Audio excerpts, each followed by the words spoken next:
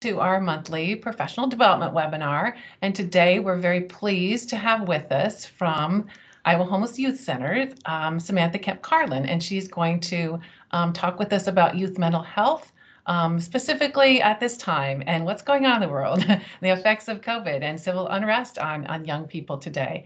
I know this is a topic of great interest with you in mentoring relationships and providing that support for young people and concern, obviously, for their social and emotional development. So I am going to turn it over to Sam to tell you a little bit more about herself and to take it away. Thanks for being with us. Thanks, Mary. I am really excited to be here. So yeah, my name is Samantha Kemp-Carlin. You can call me Sam or Samantha. I have been with YSS for 5 years now, and I work primarily at Iowa Homeless Youth Centers. I have been here at Iowa Homeless Youth Centers for the past, about 4 years, almost 4.5 years now. And so I primarily work with youth between the ages of 16 to 25, but I do have some clients that kind of fall outside of those age ranges.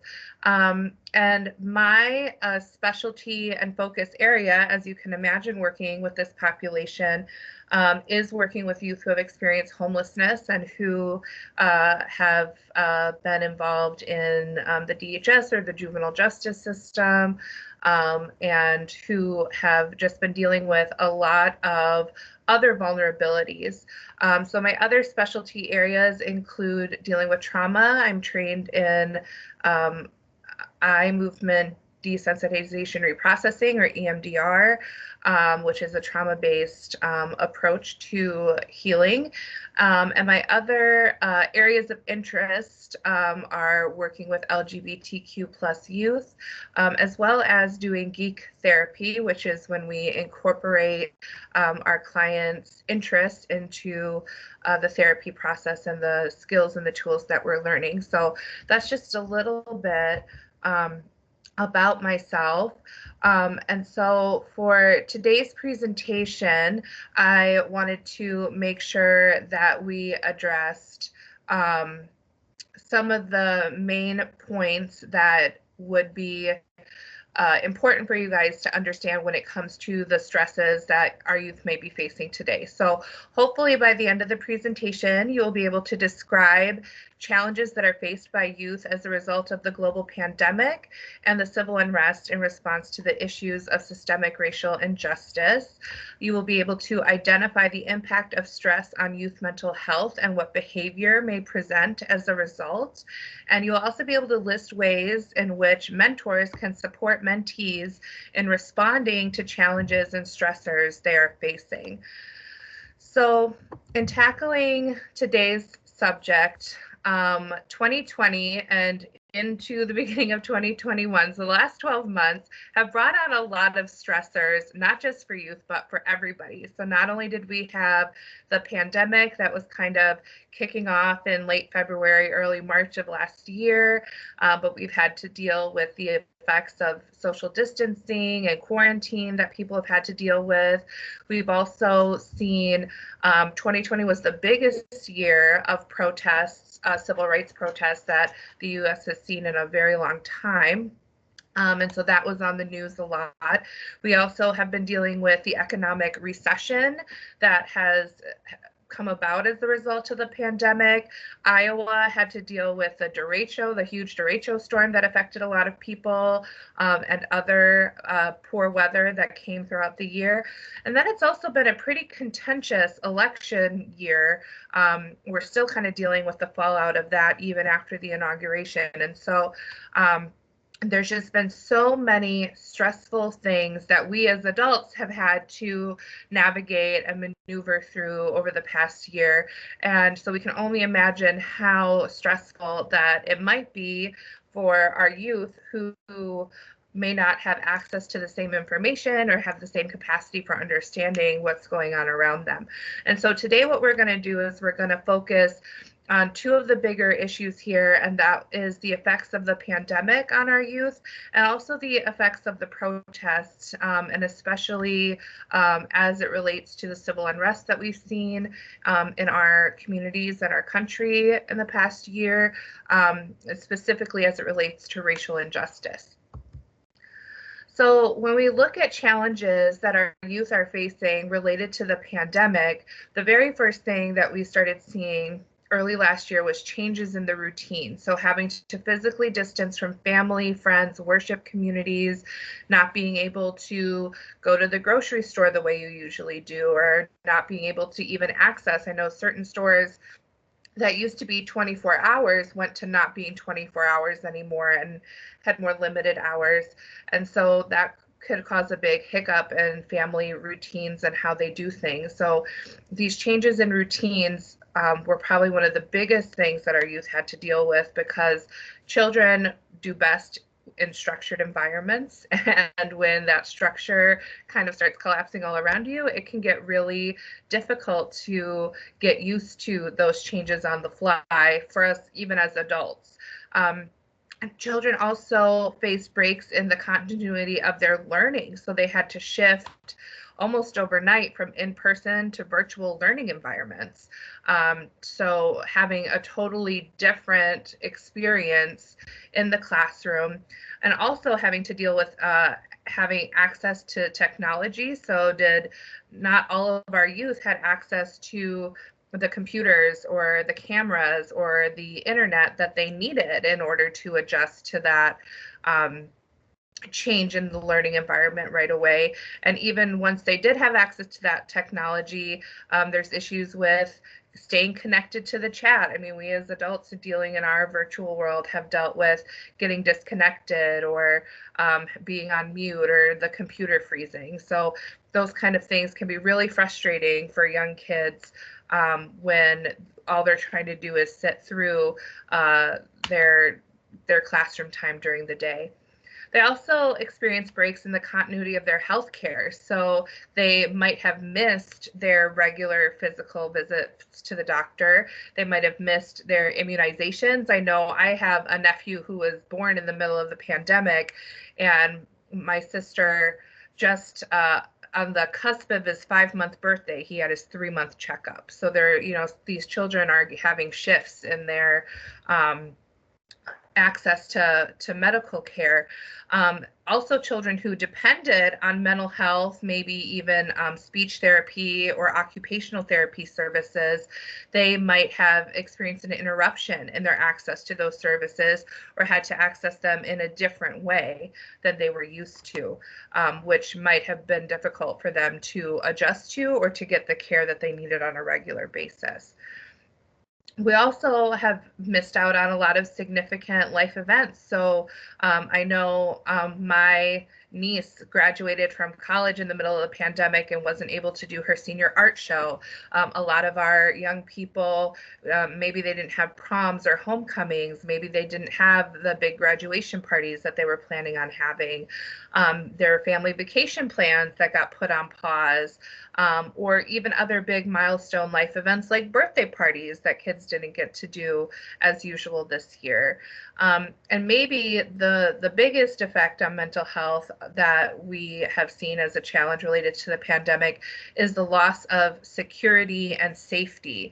And so because of the economic difficulties that some families have faced in the wake of the pandemic, children have had to deal with housing and food insecurity, increased exposure to domestic violence, having loved ones, especially older relatives, grandparents, and the like, passing away as a result of the coronavirus, and also just living with the threat of what happens if I get sick or if my mom gets sick, and kind of that uncertainty about what the future is going to look like. We're a year into the pandemic and we're still not entirely sure when we're going to get back to quote unquote normal, or the way things were operating prior to the first wave of closures and shutdowns in March of last year. Now, when we look at some of the challenges that youth may be facing in the wake of the civil unrest and the issues of racial injustice, know that these aren't new to this year, that just because 2020 was the biggest year that we've seen in terms of civil rights protests in our country, and so there's been a bigger spotlight on these issues. These challenges are present for a lot of our youth most of the time, and these aren't things that go away because protests aren't happening anymore. So it's important to understand that. But some of the challenges that our youth may be facing in this area is that experiences with racism undermine the development and well-being of our youth. So children are especially vulnerable to the impacts of racism because their developmental growth, the stages of development that our youth are in, whether they're in elementary school, middle school, and especially high school age youth, they depend on social interaction and support to form their identity. So if they're in environments or if they're exposed to racism, and that's, any type of racism, whether that's systemic racism, so racism that is happening on the institutional level, personal racism, so that's experience that they have with other people, or internalized racism, which is the way that they take the messages that they're getting from society and people around them, and really taking those messages to heart, can have a really big impact on their identity formation. We also need to acknowledge that intergenerational impacts of trauma that are associated with discrimination have a huge effect on our youth. And so this, in terms of mental health, comes out the most when we look at the persistence of the disproportionate impact of social determinants of health and present-day health inequities. So with that, we're talking about something that we in the field, you might have heard of this before, ACEs, or adverse childhood experiences, which are difficult and challenging things that youth face when they're young that affect them as adults. And so generally ACEs include things like physical, sexual, emotional abuse, physical and emotional neglect, experiencing or witnessing domestic violence, growing up with a parent who is an addict or who is involved in the justice system. But when we also look at the intergenerational impact of racism, systemic racism, especially things like segregation and even slavery, these compounding traumas have an effect on our children today in terms of their risk for physical health and mental and behavioral health issues that they might face as a result of epigenetics. And I'm not a genetic professional, so I won't get too much into that, but there is a significant impact of the history of racial injustice in our country on our youth today. Acts of intolerance are on the rise.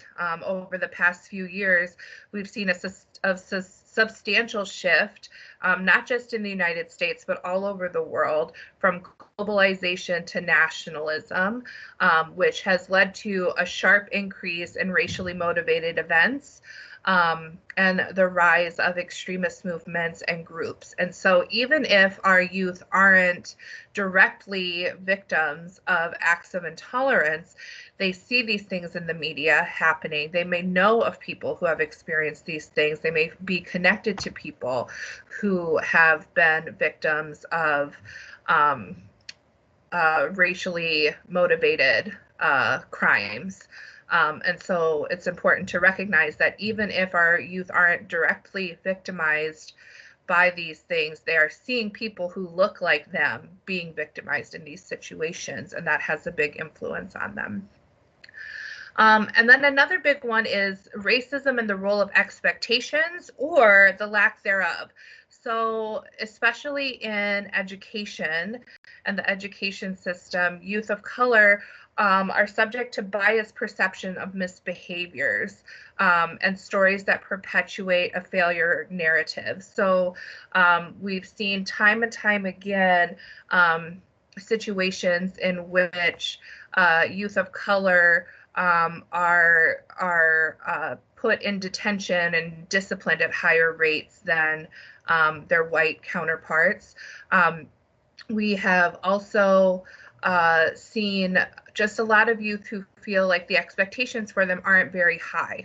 And so when they do well, they kind of develop that sort of imposter syndrome of, am I really supposed to be here? Do I belong here? Is this the place for me? And so that can have a huge impact on their development of their self-esteem. So these, again, like I said, are challenges that for a lot of our youth aren't new to 2020, but challenges that they face often, but can still have a significant impact on them and can be exacerbated by the increase in the protesting and civil unrest that we've seen in the past year. So what I want to do now is define stress and trauma so we can kind of differentiate between the two a little bit. And so when we talk about stress, stress is the body's reaction, and that can be a physical, mental, or emotional reaction to pressure from a certain situation or event. So stress can be anything from dealing with a change in a schedule routine to having to deal with having to leave your home because of a storm that caused damage to the property. So any of those events can cause physical, mental, or emotional reactions to stress. And long-term stress increases the risk of mental health problems.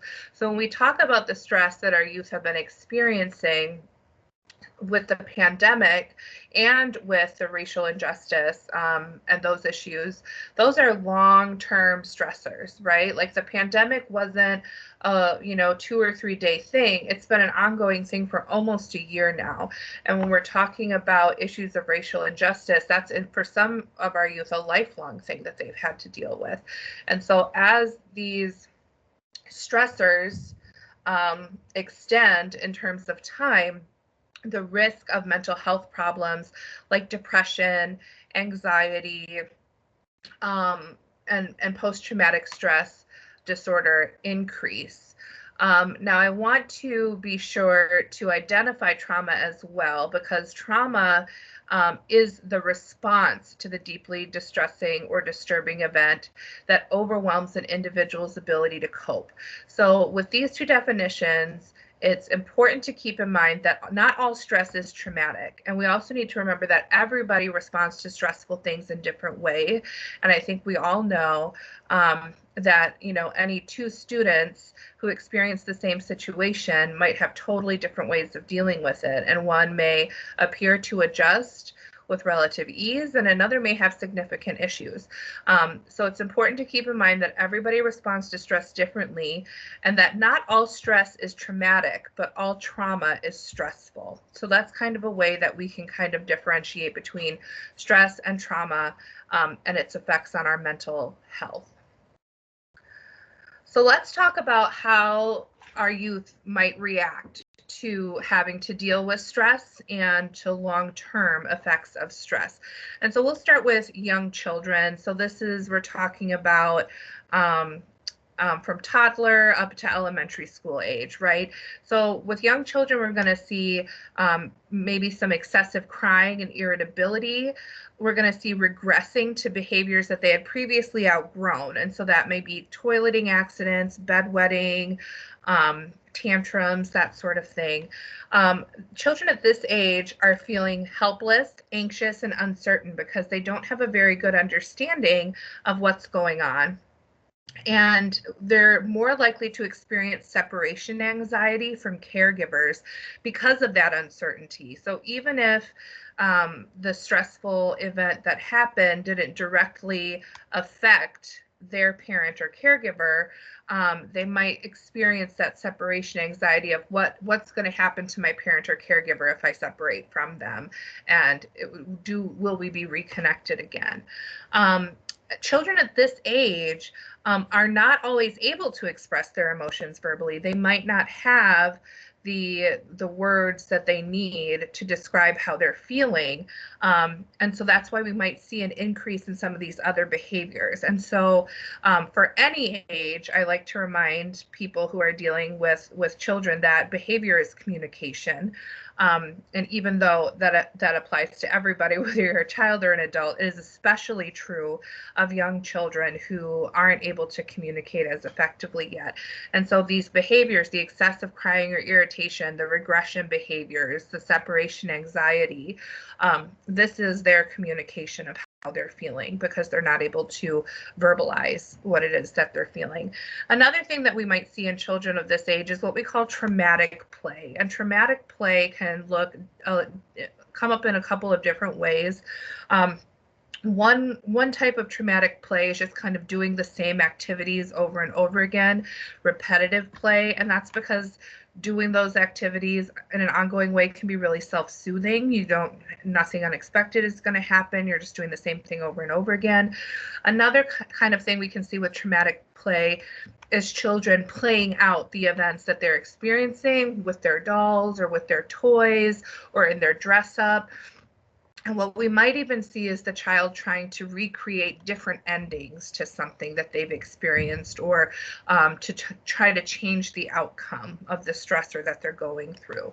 And so again, this is all the ways that young children are going to react and respond in these times, and a lot of it has to do with their inability to verbalize their feelings. So pay close attention to their behavior and how they play, because that's what you're going to get your information from. With school-age children, and so here we're talking maybe late elementary, middle school-age children, we're going to see some behaviors of persistent concern over safety for themselves and others. So they might become preoccupied with their own safety or the safety of people they care about. They are likely to engage in constant retelling of the traumatic event, just to be processing what's going on verbally out loud to kind of get an understanding of what's happening. They might feel guilt or shame over what they did or did not do. So in terms of pandemic related stuff, if a family member gets sick, they might feel guilt or shame over, oh, I didn't wear a mask when I was around them. Maybe I was the one that got them sick. Or if a family member passes away, there might be guilt or shame around, oh, like I didn't go and see them, or I chose to play video games instead of call my grandma, that sort of thing. In regards to some of these protests and civil unrest, we might see students expressing guilt or shame over not intervening in a situation where a classmate of theirs experienced a racially motivated attack, right? Like, oh, I could have done this differently, or I could have stood up for this person, I could have done this or that. So they might be processing a lot of feelings over what they did or did not do. At this age, we also see sleep disturbances, which will then lead to difficulty concentrating. So trouble falling asleep, trouble staying asleep, and then in the classroom or at other activities that require focus and attention, they're just not able to kind of stay with it. We'll also see at this age group somatic complaints. And so somatic complaints are physical ailments that don't have any medical explanation. So things like headaches or stomach aches, muscle tension, right? We all as adults, by now we know where we carry tension and stress in our bodies, and we can tell, when a muscle ache or a headache is from stress or tension. But young people haven't quite gotten used to that yet. So they might complain of stomach aches or headaches that don't seem to be related to anything else. And then another thing that we might see in this age group is unusually reckless or aggressive behavior. And again, this comes down to, they might be able to verbalize how they're feeling, but they might not exactly know what to do with those feelings or how to deal with those feelings yet. And so they might engage in behaviors that, again, are unusual for them, that are a little more risky than usual or a little more aggressive than usual. That doesn't quite seem like how they usually behave. So those are some of those behaviors to look out for. We get to adolescents and teenagers. They might react with a lot of self-consciousness about their emotional responses. They don't want to be seen as vulnerable or weird or strange for the way that they respond.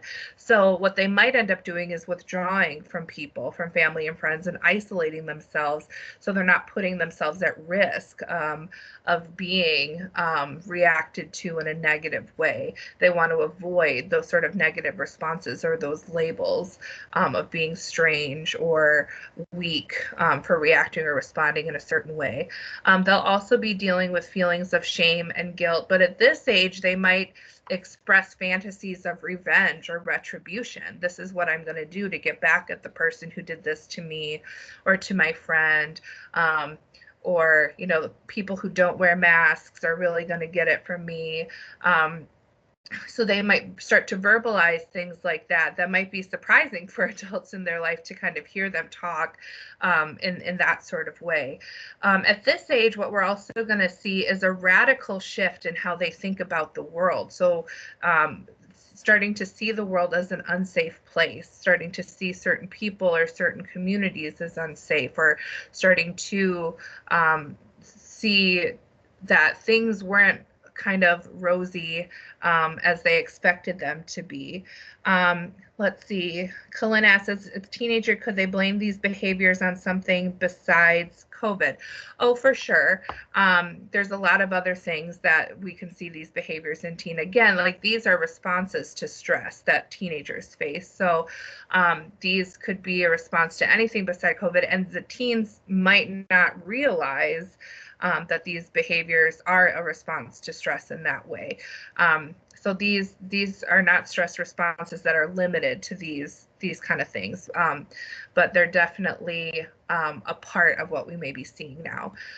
Again, we'll see somatic complaints with them, headaches, stomach aches that don't seem to be related to anything else, and then self-destructive or high-risk behavior. So this is where we start to see things like substance use and other risky behaviors that teens tend to engage in. So high-risk sexual behaviors, hanging out with kids who are, we're seeing, I read this article the other day that said they're seeing an increase in carjackings in the US, and that it's groups of teenagers that are involved in these carjackings, most likely, kids as young as 12 and 13 kind of engaging in these behaviors.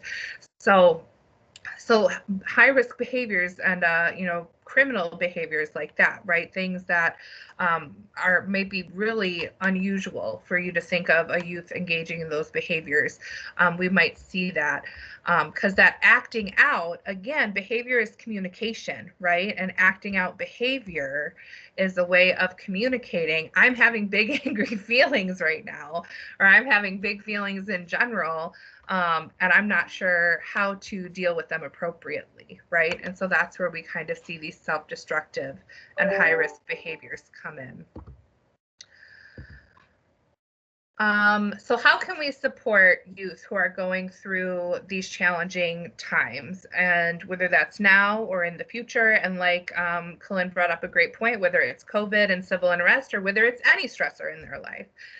With young children, what we want them to do is help them to verbalize their feelings.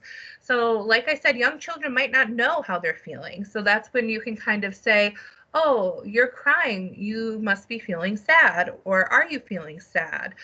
Or, oh, your eyes look very cross and your arms are crossed across your chest. You look like you're very angry right now, right? So describing what you see and helping them connect that behavior and that response to a word for their emotions. And then what you can also do is share your feelings with them so that they don't feel alone in feeling this way. Wearing a mask makes me upset too, right? Or wearing a mask hurts my nose when I have to do it all day and it's uncomfortable and I don't like it either, right? So helping them to understand that you also have feelings that might be similar to theirs about what they're going through.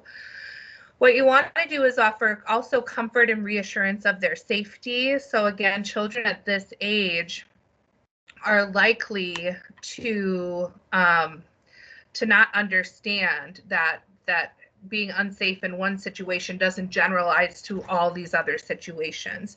So it's important to offer them comfort and reassurance of their safety in different situations or what they can do to keep themselves safe. Whenever possible, providing consistency and structure. That's really hard when even parents don't know if their kids are going to be in the classroom or doing school from home next week. But we want to provide consistency and structure whenever we can. So with mentors and mentees, that might be having a time to meet that's the same time every time, and being consistent and when you're showing up, and the length of time that you guys spend together, that sort of thing.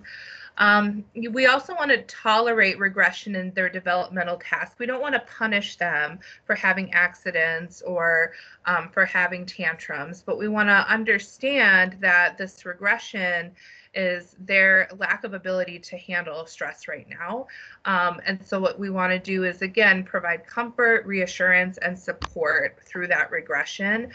They'll get back to it. They're not going to continue to have accidents or wet the bed forever. They're just adjusting to stress, and their brains and bodies haven't quite figured out how to work together yet. So just be tolerant and patient. And then finally, give them opportunities to engage in expressive activities. So this could be playing dress up, drawing or coloring or painting, opportunities that they can have to play in a way that helps them to express what they're going through right now. So playing a game like checkers or Candyland wouldn't be a very good expressive activity. But playing a game where they can act out their feelings, or playing a game where they get to make silly faces, that is a good expressive activity that they can use to kind of process through how they're feeling right now. For school-age children, what we want to help them do is to express their fears, sadness, and anger by encouraging them to talk about what they're worried about. A lot of school-age children might feel like they don't want to bother other people by talking about their feelings. And so giving them space to talk about those things is really important, and encouraging them and inviting those conversations is really important, because it also gives adults a chance to validate and normalize the feelings that they're having, because that's really what school-age children need at this point, is for somebody to say it's normal to feel the way that you're feeling. And it's okay that you're having those feelings, and other people are having those feelings too. At this age, really at any age, but at this age, it can be really important to role model healthy coping skills, for them to see how you're responding to stress. Is a really important way for them to develop their own ways of responding to stress. And so whether that's through doing something like breathing exercises, or doing physical activity, or going to bed at a good time, or eating a healthy meal, right? These are ways that we can role model healthy coping skills for them.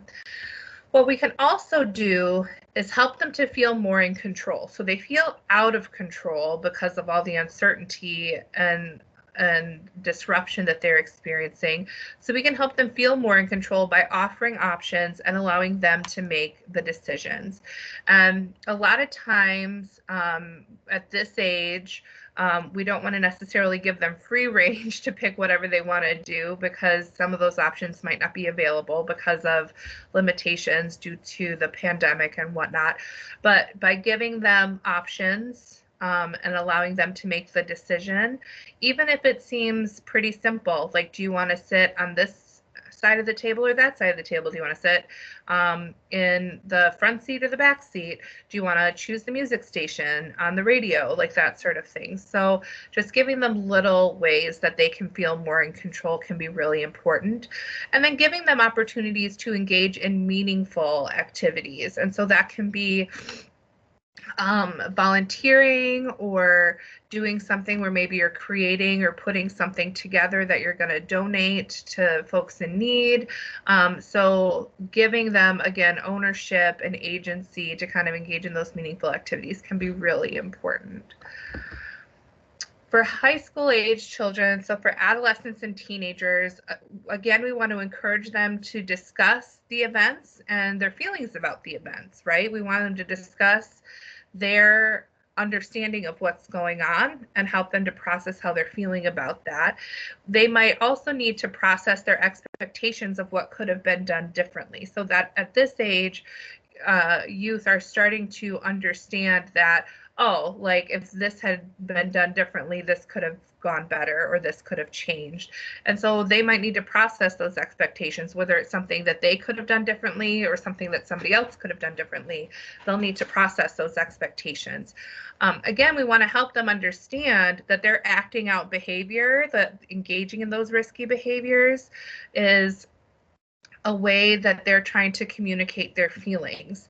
And so by helping them understand that their behavior is communication, we can help offer them different ways to communicate their feelings that are healthier for them.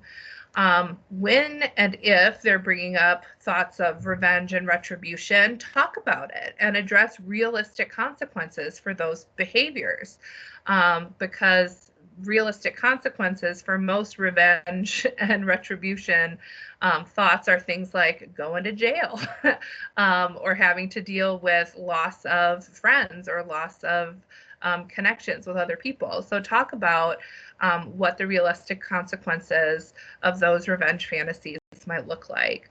And then what we can do for youth at this age is help them to formulate constructive alternatives to their behavior to lessen their sense of helplessness. So teens at this age are acting out because they feel helpless, and they're engaging in high-risk behavior because maybe it makes them feel more in control. I'm in control of the choice to do this, even if it's not a good choice. So what we can do is help them come up with other alternatives. What are other things they can do to help them feel in control, or what are other choices they could make that could help them to gain that control and lessen that sense of helplessness. Now, when we're responding specifically to youth experiences with racial injustice, there's some specific things that we want to do to support them. We want to normalize and validate their experiences. We don't want to necessarily normalize racially motivated events. Like, that's not something that should be normal in our society. But what we want to do is normalize their reactions and their responses and the way that they're feeling to these events that happen. And we want to validate their reaction and responses to these things as well. We want to teach them culturally responsive coping strategies. And by culturally responsive, what I really mean is helping them to connect with their values and what's important. And that might be different if the youth that you're working with comes from a different cultural background than you do. So that might take this next step here, which is helping them develop connections to other folks that are members of their ethnic or cultural communities and people who are allies. So we want them to be connected with people who share their values, who can help them respond and cope in a productive and healthy way. And so another important thing with these coping strategies is differentiating between active coping. Am I really trying to cope and adjust with what I'm dealing with? Or am I trying to escape and avoid the feelings that I'm having as a result of what I'm experiencing? We can also help them to explore their strengths and opportunities that are associated with multiracial experiences. So when it comes to looking at, again, these connections to folks in their community, we also want them to explore opportunities that they might have that might be available to them within those communities. And we want to help them to explore strengths, not just individual strengths and personal strengths that they might have, but strengths that come as a part of being a member of a community and folks working together. So those strengths could be resources, it could be supportive people, right? So we don't want to think of strengths just as being individual strengths, but as being strong supports and resources that they also have access to. We also want to help them to externalize and minimize self-blame, right? So that instead of internalizing negative race-based messages so that they come to believe that the messages they're hearing are true, we want to help them to externalize and minimize the self-blame. And so what we can do by that is to help them understand that just because people say these things are true doesn't mean they are true, and maybe look at where do these things come from historically and socially and culturally, and help them to and another part of minimizing that self-blame is to help them to foster that sense of self, the positive sense of self, because of rather than in spite of their experiences. And then another thing that can be really important is to foster agency and self-advocacy. So fostering agency and self-advocacy looks like standing up for themselves, or how can you take action? It can involve helping them to connect with organizations that are doing work in the community that is important to them. It could be writing letters to representatives in local and federal government, and helping them to understand their lived experience and how the lawmaking that those representatives are doing has an effect on them as an individual. So really kind of teaching them the skills that they need to be their own best self-advocate, and to give them the sense of confidence that they need to feel like they can stand up for themselves or ask for what they need. So those are all the slides that I have. I want you guys to know that all of the information that I used today to put this presentation together, all of these resources are available online. I found all of them online. Even the chapter of the Reaching Teens book is available online. The Center for Disease Control and Prevention actually has some really great resources for it. It's called the Parental Resources Kit, but really for anybody working with youth, they have really good resources about activities you can do with youth, even ways to start conversations with youth about some of the things they might be experiencing that are really important. And so I suggest that you check that out. The National Child Traumatic Stress Network is a great resource. They're all online. They have articles, they have information, and they also have a full catalog of hundreds of free webinars and other trainings, not just related to things like trauma related to the pandemic and racial injustice, but all sorts of things, working with homeless youth, working with LGBTQ youth. It's a great resource. So I encourage you guys to check those things out. And that's all I have. Is there any questions or any comments or any other things I can provide for you while we're together today? Yes, if you have questions for Samantha, unmute please, and if you turn on your camera too and share questions or comments, please. Yeah. I'm sorry, someone was trying to share and I jumped in.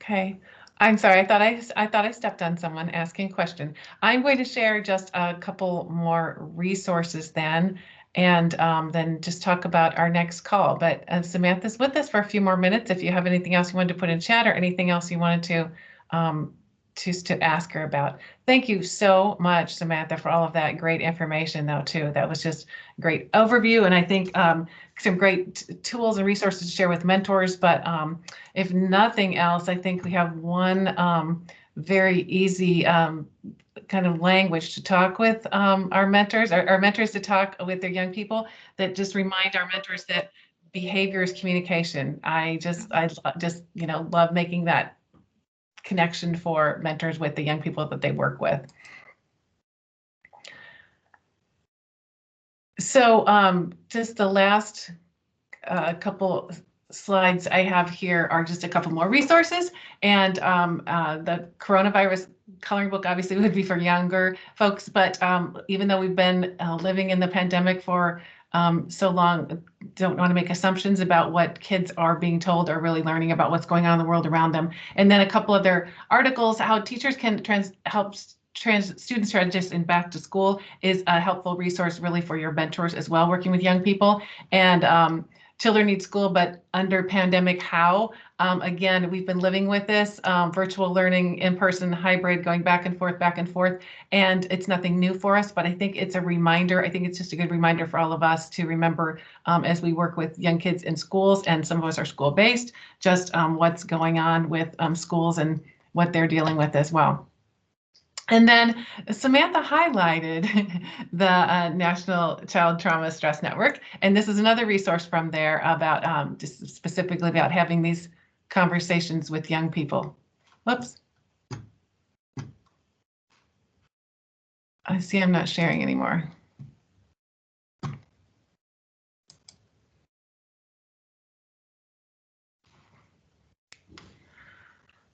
And that is the end of our discussion today on this important topic. And I just wanted to bring to your attention that March call will be about cultural competency, about looking at our programs and assessing our cultural competency of our program, but also looking at what we're doing, pre-match training for mentors and some ongoing training for mentors. And this came out of our fall conference.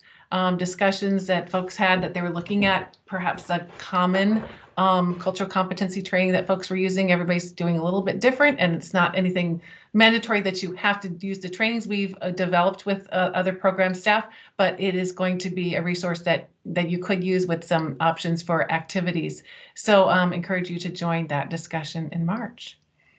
So if there aren't any other questions or comments, I'll just look at chat again, or if anybody has their hand raised.